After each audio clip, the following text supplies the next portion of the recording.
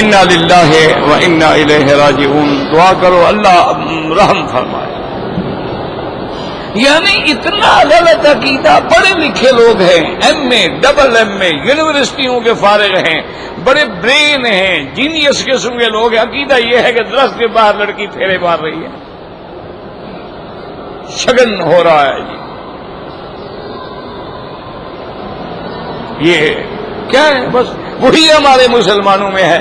اچھا اب ان کے جو کچھ تھوڑے بہت ہمارے بھی وہ جو مولوی ہوتے ہیں نا، اللہ ہدایت دے انہیں بھی ہمیں بھی، وہ بھی کہتے ہیں کہ جناب وہ بات تو ٹھیک ہے، لیکن تو قرآن کہتا ہے کہ یہ ایام جو ہے منحوس ہیں.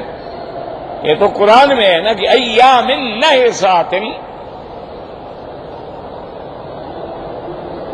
تو مجھے ایک بات بتاؤ، جو دن تمہارے دشمن کے لیے منحوس ہو ہمارے لیے مبارک ہوگا یا منحوس ہوگا؟ کیا خیال ہے بھائی؟ ایک دن میرا دشمن مر گیا تو اس کے لیے تو منحوس تھا، لیکن میرے لیے تو جس میں کافر مرے ہیں وہ دن تو ان کے لیے منحوس تھے، ہمارے لیے تو منحوس نہیں ہے نا. ہمارے لیے تو مبارک دن ہے کہ کفار پر اللہ کا عذاب آیا، ان کو اللہ نے ہلاک کیا. اب دیکھو نا، یوم بدر ہے تو اس مسلمانوں کے لیے تو یوم الفرقان ہے، یوم مبارک ہے. لیکن ابو جہل اینڈ کمپنی کے لیے تو واقعی منحوس دن ہے. ان کے 70 بندہ مارا گیا، 70 قید ہو گیا. تو یہ عقیدے رکھنا جو ہے نا، یاد رکھو یہ جہالت. تمام دن میرے اللہ نے پیدا کیے. اللہ تبارک و تعالی نے 12 مہینے پیدا کیے ہیں. ہر مہینے کے اندر خیر بھی ہے اور شر بھی ہے. ہر دن کے اندر خوشی بھی ہے اور غم بھی ہے. ایک کے ہاں موت ہو رہی ہوتی ہے، دوسرے کے ہاں بچہ پیدا ہو رہا ہوتا ہے. وہ خوشیاں منا رہے ہوتے ہیں، وہ غم منا رہے ہوتے ہیں. کچھ لوگ جنازہ لے کے گزر رہے ہوتے ہیں، کچھ لوگوں کی براتیں جا رہی ہوتی ہیں. یہ تو اللہ کا نظام ہے، اس میں کیا ہے؟ ہاں، جن اوقات کو یا جن زمانوں کو اللہ نے مبارک فرمایا ہے وہ مبارک ہے. جیسے جمعہ کا دن ہے، جیسے ذی الحجہ کے 10 دن ہیں، جیسے رمضان المبارک کا مہینہ ہے، جیسے رمضان المبارک کا عشرہ اخیر ہے، جیسے لیلۃ العید ہے، لیلۃ الفطر ہے اور لیلۃ الضحیٰ ہے. یہ اوقات جو ہیں اس میں کوئی شک نہیں کہ ان کو اللہ نے شان والا بنایا ہے، برکت والا بنایا ہے. اچھا خدا کی شان دیکھیں، سارا قرآن حدیث پڑھ جاؤ، آپ کو اللہ نے برکت والے زمانے اور برکت والے مکان اور برکت والی گھڑیوں کے بارے میں تو بتایا ہے، کہیں یہ نہیں بتایا کہ یہ گھڑی منحوس ہے. یہ تو بتایا ہے کہ جمعہ کے دن ایک گھڑی ہے جو دعا مانگو گے فوراً قبول ہو جاتی ہے.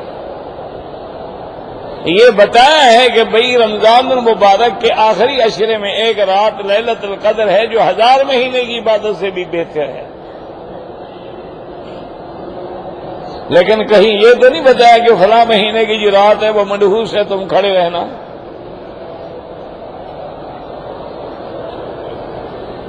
تو یہ بات یاد رکھیں. تو اب ہمارا ایمان کیا ہے کہ آسمان ہیں اور برحق ہیں. آسمانوں کے دروازے ہیں، برحق ہیں. وہ دروازے اللہ کے حکم کے بغیر نہیں کھلتے ہیں. یہ بھی ہمارا عقیدہ ہے کہ آسمان 7 ہیں. اب اس میں بھی مسلمانوں کا یہ عقیدہ ہے کہ آسمان 7 جو ہے ایسے نہیں کہ تہ در تہ ایک دوسرے کے اوپر ایک نہیں، بلکہ بینہن خلاء، ان کے درمیان میں فاصلہ ہے. اور اس فاصلے کو سرکار دو عالم نے بیان فرما دیا ہے کہ بھئی ایک زمین سے پہلے آسمان تک 500 سال کا سفر ہے. 500 اعوام، 500 سال. اب 500 سال کا کیا معنی ہے؟ یعنی یہاں آگے قید نہیں ہے، یاد رکھو. تو 500 سال کا معنی یہ ہوا کہ اگر کوئی پیدل جائے، اگر گھوڑے پہ جائے کم ہو جائے گا، ہوائی جہاز پہ جائے اور کم ہو جائے گا. راکٹ پہ بیٹھے تو اور کم ہو جائے گا، اور اگر براق پہ بیٹھ جائے تو اور کم ہو جائے گا. وہ تو براق ہے نا، وہ تو برق ہے نا. جہاں اسی لیے حضور نے فرمایا نا کہ جہاں نظر پڑتی تھی وہاں قدم رکھتی تھی. بات کو سمجھیں، حدیث قرآن کو سمجھا کرو. یہ نہیں کہ تیرے پڑھ لیا بس نہیں. حضور فرماتے ہیں کہ براق ایسی تھی کہ جہاں اس کا نظر پڑتی وہی قدم ہوتا. اچھا، اور یہاں قرآن کیا کہہ رہا تھا سمجھو. قرآن کہتے فرجی البصر، آسمان پہ نظر ڈالو، دیکھو، بار بار دیکھو. مانا کہ ہماری نظر آسمان تک جا سکتی ہے، اگر نہیں جا سکتی تو اللہ ہمیں کیوں حکم دے رہے ہیں؟ بھئی جو ہم دیکھ ہی نہ سکے اس کے دیکھنے کا کیا پتہ فائدہ؟ اللہ نے یہ کہیں نہیں کہا کہ زمین کے نیچے دیکھو، اس کے نیچے ہماری نظر نہیں جا سکتی. تو جہاں دیکھنے کا حکم ہے، اور ایک دفعہ بھی نہیں کئی دفعہ فرمایا فَلَمْ يَنْظُرُوا إِلَى السَّمَاءِ فَوْقَهُمْ كَيْفَ بَنَيْنَاهَا وَزَيَّنَّاهَا مَا لَهَا مِنْ فُرُوجٍ. اور جیسے اللہ یہاں فرماتی ہے ثُمَّ ارْجِعِ الْبَصَرَ كَرَّتَيْنِ، پھر بار بار نظر ڈالو. يَنْقَلِبْ إِلَيْكَ الْبَصَرُ خَاسِئًا وَهُوَ حَسِيرٌ. تیری نظر تو تھک جائے گی، تیری نظر جو عاجز آ جائے گی، لیکن آسمانوں میں تم کوئی عیب نہیں نکال سکتے ہو، کیونکہ وہ بے عیب ذات کے بنے ہوئے ہیں.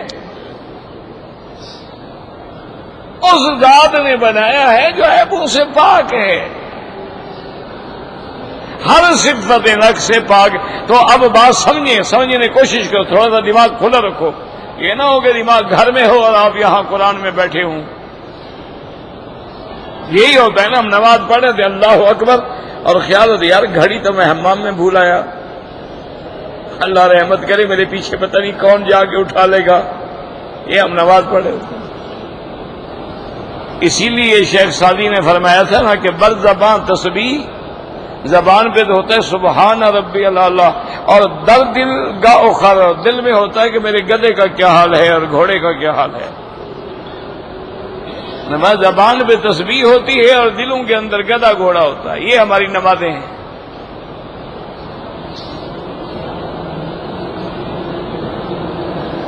تو اب تو وہ نماز پڑھنے والے بھی میرے خیال میں چلے گئے. حضور پاک کی نماز کون پڑھ سکتا ہے؟ اللہ اکبر. جس کے لیے بی بی عائشہ فرماتی تھی فلا تسأل عن حسنہن وطولہن، فرماتی تھی بیٹا حضور کی نماز کا کیوں پوچھتے ہو؟ حضور کی نماز کا جو حسن تھا، جو جمال تھا، جو کمال تھا، جو طول تھا، تم کیا سمجھ سکتے؟ حضور جو فرماتے ہیں قرۃ عینی فی الصلاۃ، میری آنکھوں کی ٹھنڈک نماز میں ہے.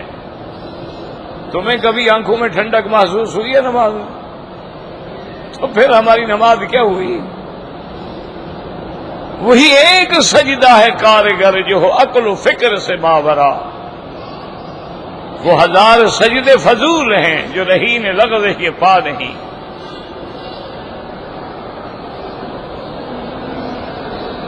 اسی لیے کہا تھا نا اقبال نے کہ ملا کی اذان اور مجاہد کی اذان اور. ممبروں پہ کھڑے ہو کر اذان دینا اور ہے، اور گولیوں کی تڑاہٹ میں کھڑے ہو کے اذان دینا جو ہے وہ اور ہے.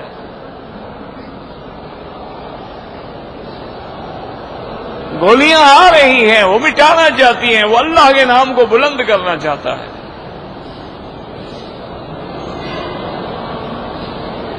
تو اس لیے ہمیشہ یاد رکھیں کہ بھائی اب اللہ نے ہمیں کیا فرمایا کہ دیکھو آسمان، تو اب اس کا معنی ہماری نظر آسمان تک جا سکتی ہے. ٹھیک ہے. اچھا، اور براق کی سپیڈ کیا تھی؟ جہاں قدم نظر وہاں، تو مانے آسمان پہ بھی نظر ڈال تو پہلا قدم تو آسمان ہو جائے گا. تو کتنی 7 قدم ہو جائیں گے 7 آسمان، کتنی دیر لگے گی؟ تو اس لیے ہمیشہ یاد رکھ لیں کہ جو منکرین السماوات ہیں وہ بالکل غلط ہے. آسمان برحق ہیں اور ساتھ ہیں، درمیان میں فاصلہ ہے، اور ہر آسمان ایک دوسرے کے اوپر ایسے کبے کی شکل میں ہے، جیسے یہ اوپر کبا ہے ایسے کبے کی شکل میں ہے، اور بالکل ایک دوسرے کے اوپر برابر ہے، نہ کہیں کم ہے نہ کہیں زیادہ ہے، نہ کہیں لٹک رہا ہے نہ کہیں چھوٹا ہے، نہ کہیں سوراخ ہے نہ کہیں نقص ہے، اور نہ تیری کسی جگہ گریس دینے کی ضرورت ہے، نہ تیری جگہ کسی رنگ کرنے کی ضرورت ہے کہ رنگ پھیکا پڑ جائے گا. ہزاروں سال گزر گئے، اللہ نے فرمایا حل تری من فطور، کیا دیکھا تم نے اس میں کوئی چھوٹا موٹا سوراخ پڑ گیا ہو؟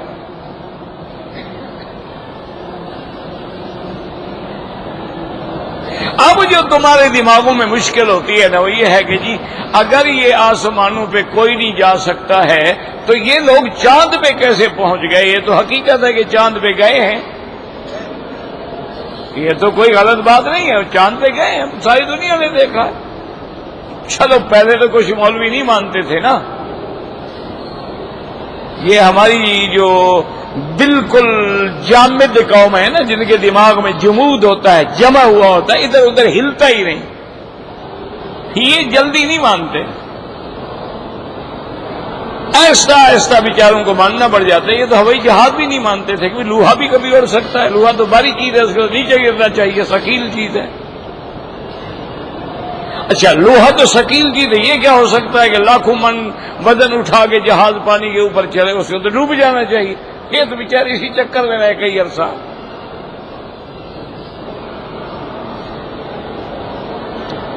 تو یاد رکھیں کہ یہ چاند پہ پہنچ گئے ہیں جب ساری دنیا نے سیٹلائٹ سے دیکھ لیا ہے، اپنے آنکھوں سے دیکھ لیا ہے، پھر وہاں سے جا کے وہ باقاعدہ اس کے فوٹو لائے ہیں، تصویریں لائے ہیں، اور بعض کیمرے ایسے بھی تھے جو ان کی ہر حرکت کو نوٹ کر رہے تھے اور دکھلا رہے تھے. تو یہ حقیقت ہے. لیکن آج سے چاند وغیرہ جو ہیں یہ آسمانوں کے اوپر نہیں ہے، یہی تو دھوکہ ہے لوگوں کو. اگر یہ آسمانوں کے اوپر ہوں تو ان کا باپ بھی نہیں جا سکتا. یہ چاند، سورج، تارے وارے، مریخ، عطارد، مشتری، یہ سارے کے سارے آسمان و زمین کے درمیان میں ہیں. حضرت ابن عباس رضی اللہ تعالیٰ عنہ فرماتے ہیں قنادیل معلقۃ بین السماء والارض، یہ ایسے ہیں جیسے یہ دیکھو نا یہ لٹک رہا ہے، نہ زمین پر ہے نہ چھت پہ ہے، درمیان لٹکا ہوا. اسی طرح یہ کرات کو اللہ نے لٹکا دیا. اب یہ اور کمال قدرت ہے کہ اتنے بڑے کرے ہیں اور معلق ہیں، کھڑے ہیں. اچھا ابھی کیسے کھڑے ہیں؟ کیسے کھڑے ہیں یاد رکھو، اس کو سمجھنے کی کوشش کرو کہ بھائی یہ تو سورج جو ہے وہ تو ہم سے 16 گنا بڑا ہے، ہماری زمین سے 16 گنا بڑا ہے.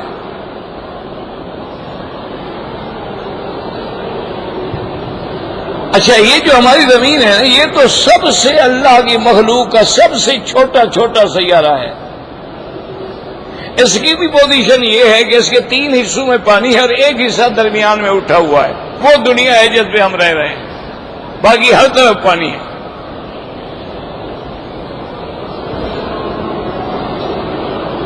جدھر نظر ڈالو تو آپ کو یا سمندر نظر آئیں گے، جزیرے نظر آئیں گے.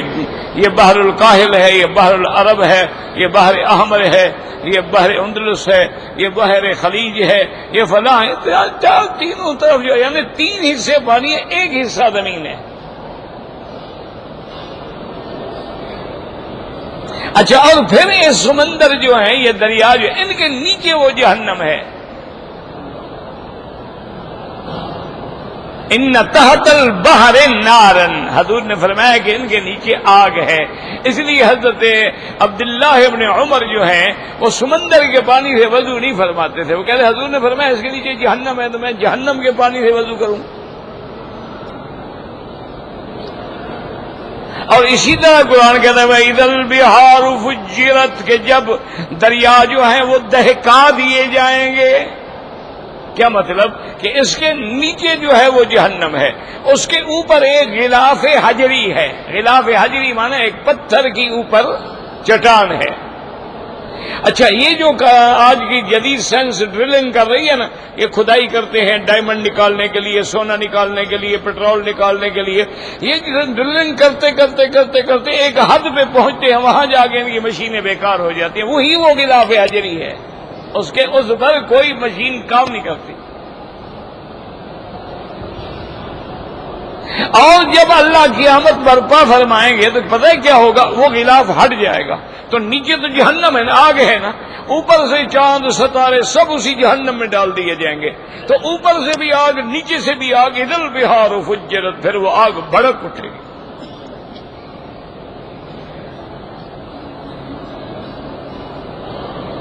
اچھا یہ لوگ جو ہے نا یہ بھی نہیں مانتے تھے، کہتے تھے کہ جی دریا کے دیکھو نا پانی کے نیچے آگ کیسے ہو سکتی ہے؟ پانی آگ تو ضدین ہیں، یہ تو آپس میں ضد ہیں، پانی ہو تو آگ نہیں ہوگی، آگ ہو تو پانی نہیں ہوگا، آگ پہ پانی ڈالو تو آگ بجھ جائے گی۔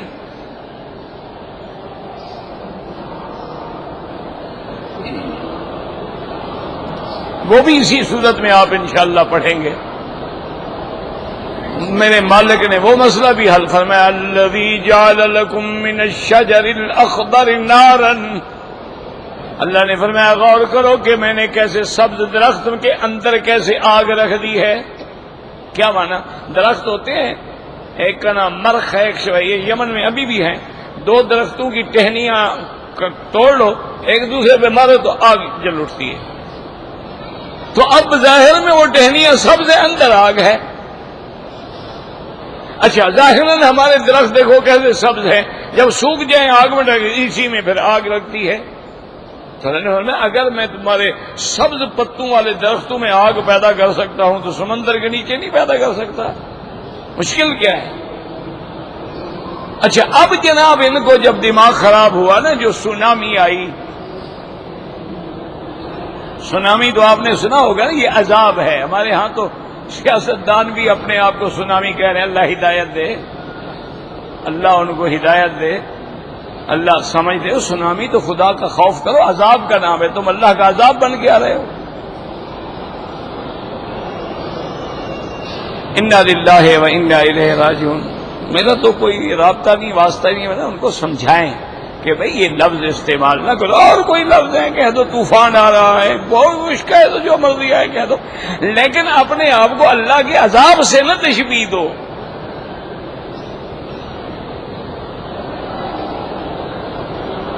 ایک آدمی آیا نا، حضور نے پوچھا تمہارا نام کیا ہے؟ اس نے کہا میرا نام ہے حرب۔ حرب کہتے ہیں جنگ، نام بدلو، یہ کیا حرب؟ حرب یعنی جب تم کو بلائیں تعال یا حرب، جنگ کو بلا رہے ہیں، حرب ادھر آؤ، حرب ادھر، کیا ہے؟ پھر میں فوراً نام بدلو اپنا۔ ایک آدمی حضرت عمر کے پاس آیا، وہ دشمن تھا اصل میں حضرت عمر کا، وہ کٹر وہ ہوتے ہیں نا سرول قسم کے شیعہ، ایک تو کچھ معتدل ہوتے ہیں نا، ایک تفضیلی شیعہ ہوتے ہیں، ایک کچھ معتدل ہوتے ہیں، ایک کچھ متوسط ہوتے ہیں۔ ایک کتابوں میں ہمارے لکھتے ہیں نا کہ فلاں راوی جو ہے شیعی ہے، اچھا کسی کے بارے میں لکھ دیتے ہیں شیعی غالی، بڑا پکا شیعہ ہے، اور کسی کے بارے میں لکھتے ہیں شیعی محترق، بڑا سڑول شیعہ ہے۔ یہ باقاعدہ حدیث کی کتابوں میں راویوں کے آگے آگے بحث ہوتی ہے نا، یہ کون ہے، یہ کون ہے، یہ کون ہے، یہ کون، یہ قدری ہے، یہ کون ہے، یہ جہمی ہے، یہ کون ہے، یہ رافضی ہے، یہ کون ہے، شیعی ہے، غالی شیعی یا محترق، بالکل سڑول شیعہ ہے۔ ان میں بھی قسمیں ہیں نا، اچھا جیسے تمہارے اندر وہابی، ان میں بھی وہابی ہیں، ہم کو شاید پتہ نہ ہو، ان کے بھی وہابی، وہ ماتم شاتم نہیں کرتے، وہ وہابی ہیں، بدعت سمجھتے، وہ کہتے ہیں بدعت ہے، وہ گھوڑے چھوڑے نہیں نکالتے، وہ یہ اپنے زنجیریں شنجیریں نہیں مار کرتے، یہ کیا اپنے بدن کو زخمی کرنا، یہ کون سا دین ہے؟ یہی حسین نے سکھایا ہے ہمیں۔ اس کا مقابلہ کیا تو یزید نے کیا، تم خود اپنے لیے یزید بنے ہوئے ہو، اپنے آپ کو مار رہے ہو۔ تو ان میں بھی وہابی ہوتے ہیں، وہ ان بدعات کے مخالف ہیں، ان رسومات کے مخالف، ان کا عقیدہ صرف یہ ہوتا ہے کہ حضرت علی افضل ہیں، بس وہ کہتے ہیں اہل بیت افضل ہیں۔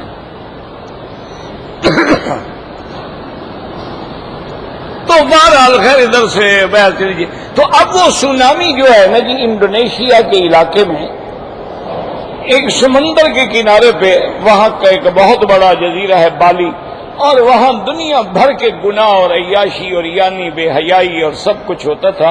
اللہ ایسے عذاب نہیں دیتے، اس کی وجہ ہوتی ہے. تو وہاں لوگ جاتے تھے جی، بیچ پر جاتے ہیں جی، سن باتھ لے رہے ہیں، عورتیں مرد ننگے پڑے رہتے تھے اور یہ وہ بکواس کرتے تھے. وہاں جب یہ عذاب آیا نا سونامی والا، وہ کہتے ہم کھڑے تھے، ہم نے دیکھا کہ سمندر کا پانی جو ہے واپس جا رہا ہے. حیران ہو گئے بھی سمندر کا پانی جو ہے اس میں تو مدد جدر ہوتی ہے، گیا واپس آ گیا، گیا لہر آ گئی، اور یہ تو سارا بھاگتا ہوا جا رہا ہے پیچھے. تو سب حیران ہو کے دیکھنے لگے. وہ کہتے ہیں ایسے معلوم ہوتا تھا کہ جیسے نیچے کو کوئی بہت گہرا کنواں ہے اور اس کے اندر وہ پانی جا رہا ہے. تھوڑی دیر کے بعد اندر سے 200 فٹ اونچی لہر جو ہے نکلی، اور وہ گرم تھی، اور وہ 200 فٹ اونچی لہر جو ہے ایسے چلتی آئی اور سارے علاقے کو تباہ و برباد کر کے ڈال دیا. وہ گرم تھی. اب ان کو تحقیق ہوئی کہ مسلمان تو ٹھیک کہتے تھے نیچے آ گئے، ورنہ اس کو کس نے گرم کیا تھا نیچے جا کر؟ تو ان کو بھی اب ماننا پڑ گیا. یہ کہتے ہیں اتنی بڑی جہنم، مسلمان کہتے ہیں جن ڈالے جائیں گے، کافر ڈالے جائیں گے، اور جہنم کہے گی اور ڈالو اور ڈالو، اور وہ کتنی بڑی ہوگی. تو ابھی تم یہ ٹرائنگل برمودا ٹرائنگل جو ہے وہ دیکھ لو. ایک جگہ ہے سمندر میں، اس کو کہتے ہیں برمودا ٹرائنگل، یعنی وہاں 3 چیزیں اکٹھی ہوتی ہیں، 3 کونے لگتے ہیں. اچھا وہاں یہ عالم ہے، اگر بحری جہاز گزرے غرق، اس کے اوپر ہوائی جہاز اڑ رہا ہو غرق، یعنی جو چیز اس کے اوپر گزرے وہ اندر چلی جاتی ہے. آج تک ڈھونڈ نہیں سکے وہ کہاں گئی. اور تم تو برمودا کو نہیں ڈھونڈ رہے ہو، جہنم کا کیسے انکار کر رہے ہو؟ تو اس لیے ہمیشہ یاد رکھیں کہ اللہ کے قرآن میں جو بات ہوگی وہ قطعی ہوگی، یقینی ہوگی، جس میں شک نہیں ہوگا، شبہ نہیں ہوگا. ذالک الکتاب لا ریب فیہ. اور جو نجومی ہیں، فلکیات والے ہیں، یہ سب ظنیات ہیں، یہ سب ان کے توہمات ہیں، یہ سب ان کے شبہات ہیں، ان کے پیچھے کوئی حقیقت نہیں ہوتی. تو اللہ نے بتلا دیا کہ آسمان 7 ہیں، درمیان میں فاصلہ ہے، اور ان میں کوئی نقص نہیں ہے. اگر تم ڈھونڈ سکتے ہو تو نکالو، تمہاری نظر تھک جائے گی، لیکن اللہ کی مخلوق میں کوئی عیب نہیں نکال سکو گے. واللہ اعلم.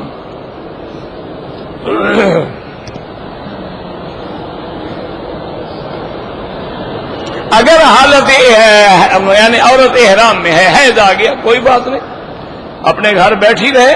وہ حیض احرام میں ہے، احرام ٹوٹ نہیں جاتا، وہ احرام میں رہے گی. نہ بال کاٹے، نہ خوشبو لگائے، نہ میاں سے ملے. جب پاک صاف ہو جائے غسل کر کے عمرہ پورا کرے. یہ تھوڑا حیض آ گیا تو روزہ تھا ٹوٹ گیا ہے، وہ احرام اسی طرح ہے، وہ پابندیاں اسی طرح ہیں. اگر ایک عورت کو 3 دن کے بعد 1 دن حیض نہیں آتا پھر آتا، جب تک پورے دن نہ گزرے، حیض آئے یا نہ آئے، اس کو پورے کرنے پڑیں گے.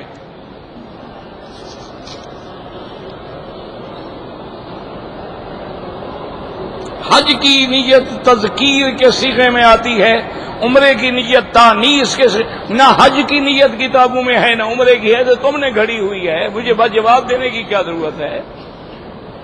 حج کی نیت تو کہیں نہیں ہے. اللہم انی ارید الحج یا ارید الطواف 7 اشواط فیسرھا، یہ ساری تم نے گھڑی ہوئی ہے، تو کسی حدیث میں نہیں ہے. نیت یہ ہے میں جا رہا ہوں، بسم اللہ اللہ اکبر.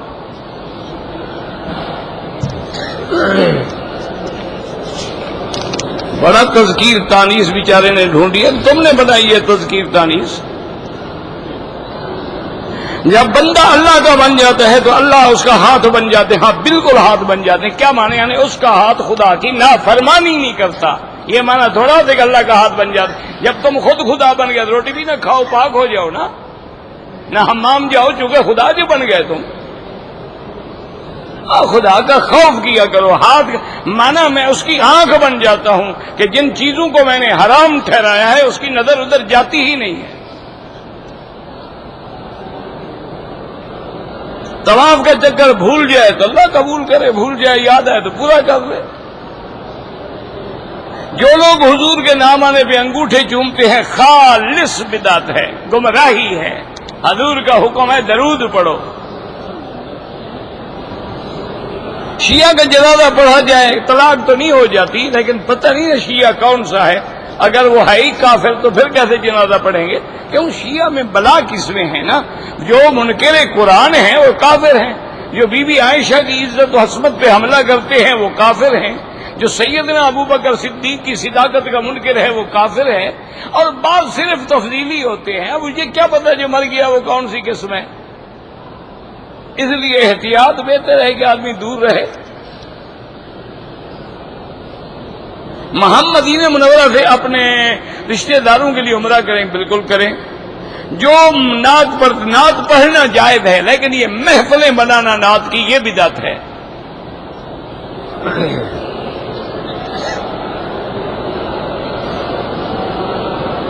مولانا عبداللہ صاحب دامت برکاتہ ان کا انتقال ہو گیا ہے. یہ مہاراشٹر کے مدرسے، اللہ ان کی مغفرت فرمائے، اللہ ان کے درجات کو بلند فرمائے اور ان کے مدرسے کو قائم فرمائے. زندہ آدمی کا کوئی عمرہ نہیں ہو سکتا. دم اگر واجب چھوٹے گا تو دم پڑ جائے گی.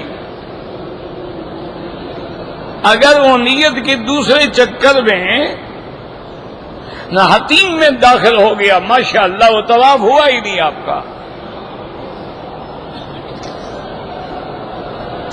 حجر اسود پر بوسہ دینے کے لیے عورتوں کی قطار کیوں نہیں بناتے؟ مردوں کی قطار کا حشر تو دیکھ رہے ہو، پھر ان کا بھی دیکھنا چاہتے ہو.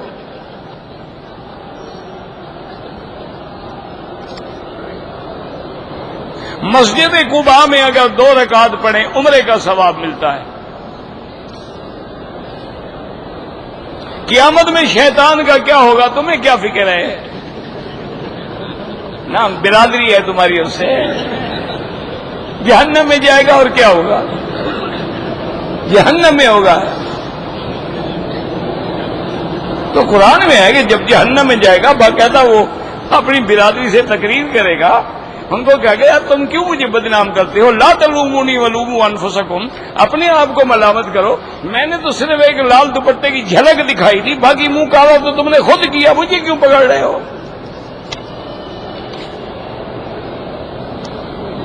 میرا بھائی بینک میں کام کرتا ہے، اس کے گھر آنا بالکل جائز ہے، اس کا کھانا بھی جائز ہے. کیا وہ کافر ہو گیا؟ بینک میں کام کرتا ہے، اپنے کام کی تنخواہ لیتا ہے، وہ سود تو نہیں کھا رہا. لیکن کوشش کرو کہ دوسری جگہ نوکری مل جائے. جب مل جائے تو چھوڑ دو، ورنہ اس کی تنخواہ ہے، حلال ہے، وہ اپنے وقت کی اپنی محنت کے پیسے لے رہا ہے. تبلیغی جماعت کے ساتھ جانا چاہیے. جا کے دیکھ لو، اگر وہ ڈاکو چور بناتے ہیں تو آئندہ نہ جانا، تجربہ کر لو نا. ان کے ساتھ جا کے دیکھ لو بھی وہ کیا ڈاکہ سکھاتے ہیں، چوری سکھاتے ہیں، زنا سکھاتے ہیں، عشق سکھاتے ہیں، یا نماز روزے کا پابند بناتے ہیں. اگر اچھا کام کرتے ہیں لگے رہو، برا کام ہے چھوڑ دو.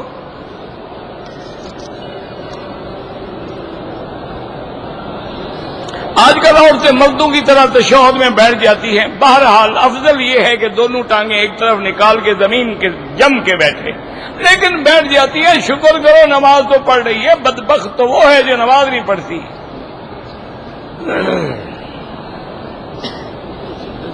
تمام مسلم ممالک جو ہیں 12 ربیع الاول کو عید میلاد کی چھٹی مناتے ہیں. تمام مسلم ممالک، کون سے باقی ملکوں میں مسلم ممالک ہیں؟ کہاں اسلام کہاں ہے؟ اسلام تو صرف ایک ملک میں ہے، یہاں نہیں مناتے. وہاں تو نام ہے نا، اسلام کہاں ہے؟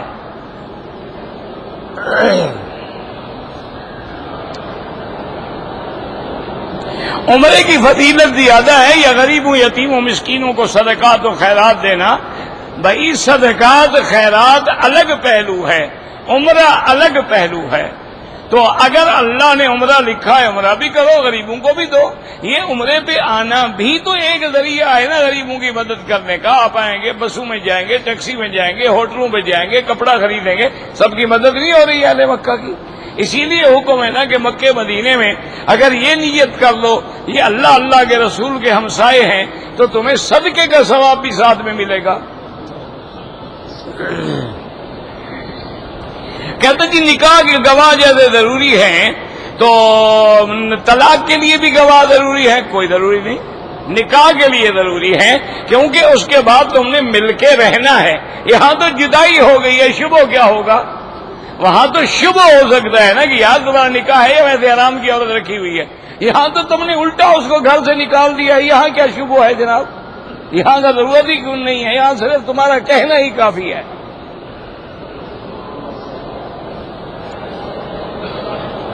مرحوم کے لیے عمرہ کریں، طواف کریں. اگر دھوپ زیادہ سخت ہے تو چشمہ لگا کے نماز پڑھ سکتے ہیں، لیکن سجدے میں رکاوٹ نہ ہو. سجدے میں رکاوٹ ہے تو پھر اتار دو. اپنے والدین کی قبر پہ جا کے قرآن پڑھیں. قرآن پڑھ کے تو ان کو ثواب بھیجو. قبر میں کیا تم اپنے ہاتھ سے اندر بھیجو گے؟ نہیں، قبر پہ بیٹھ کے جو پڑھو گے تو ہاتھ سے پکڑ کے ثواب اندر داخل کر دو گے. وہ بھی تو اللہ نے بھیجنا ہے نا. سنت نفل، بس سنت کی دل میں نیت ہے، سنت پڑھ رہا ہوں، فرض پڑھ رہا ہوں، واجب پڑھ رہا ہوں، بس یہی نیت ہے. مؤذن کی آواز کے ساتھ سلام پھیرنا ضروری ہے؟ نہیں، امام کی اذان کے ساتھ. مؤذن کو احتیاط ہے کہ خدا نہ خواستہ اگر امام کا سپیکر فیل ہو جائے تو لوگوں کی نماز برباد نہ ہو جائے.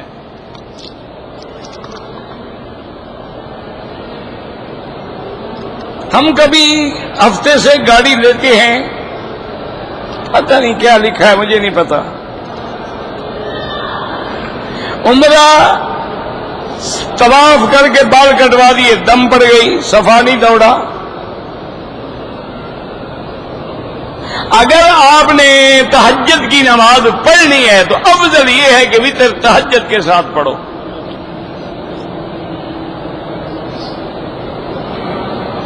صفا مروا نہیں کیا، احرام کھول دیا، دم پڑ گیا. اگر سر منڈانے میں یا پیشاب کرنے میں احرام گندا ہو جائے دھو ڈالے. کوئی عالم کو گالی دیتا ہے، اللہ ہدایت دے. پتہ نہیں کیا لکھا ہے، بھی پڑھا بھی تو جائے نا. اصل میں مجھے وضو بھی کرنا ہے، زندگی باقی تو انشاءاللہ. ربنا تقبل منا انك انت السميع العليم وتب علينا انك انت التواب الرحيم. ربنا آتنا في الدنيا حسنة وفي الآخرة حسنة وقنا عذاب النار. صلی اللہ تعالی علی خیر خلقہ سیدنا محمد وعلى آلہ وصحبہ اجمعین. اللهم صل علی سیدنا محمد وعلى آلہ.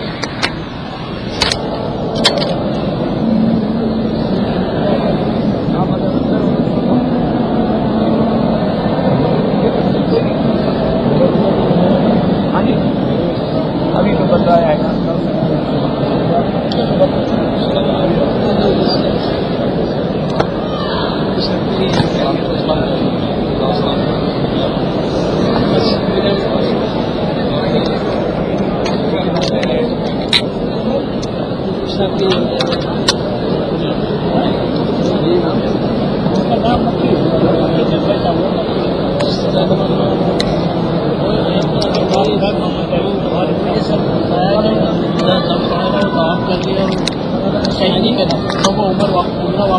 اس کا جو ہے نا ابھی بدلا میں نے اس کا کمزور ہو گیا